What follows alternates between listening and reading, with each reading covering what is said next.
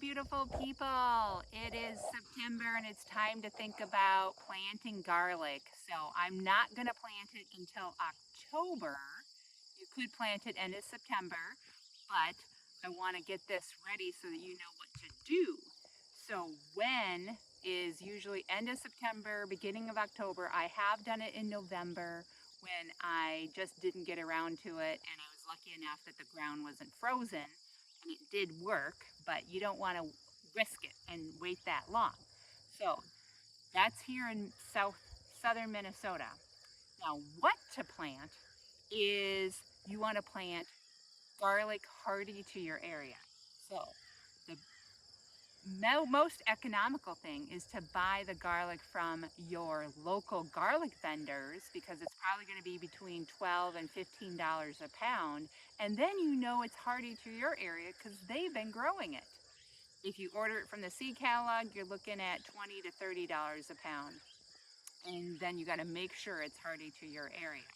So I've been growing these three varieties for practically 20 years now. I have one soft neck variety, Inchulum Red. This one has 10 to 15 cloves per head, and I select the biggest heads to replant.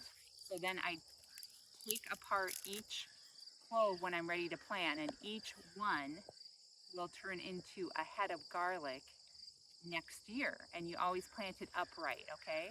Not upside down. So wherever the root is, that is the down area, okay? So this part goes up, that part goes down. If you do it upside down, it'll still grow, but it'll make a lot of extra work for the garlic. So I break up I call this breaking the garlic. I break up and separate all the cloves into a container to get them ready to plant. And that variety this will produce the most, I have the most cloves on that, so I call that a productive variety. Then I have another hardneck called a rocambole, Italian rocambole. It has usually around 10 cloves on it. Okay, they're a little bit different. They kind of come apart really easy, and I separate them. And then I have my customer favorite, which is German porcelain, and they have these giant cloves, but only 4 to 7 cloves per head. So you don't get as many plants out of that. But anyway, so that's that. I break them up and I till up the soil. All right. I make the soil nice and tillable, loose.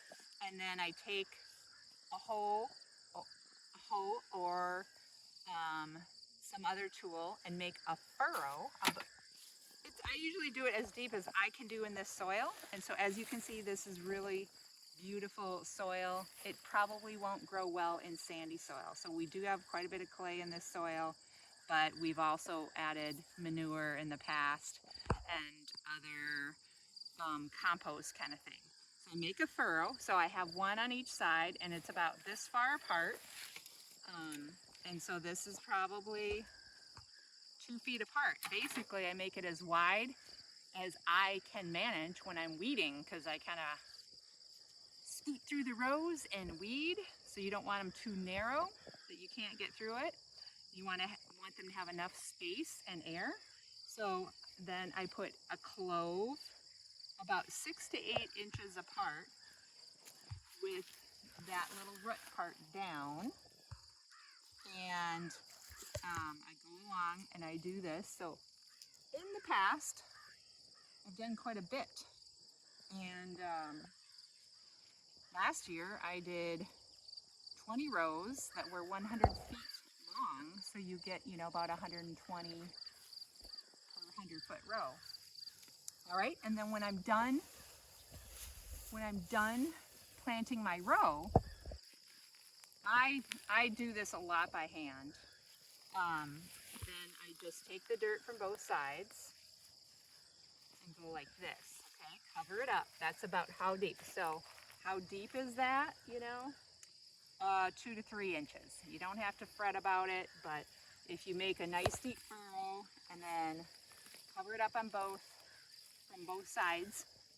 I'll do another one here.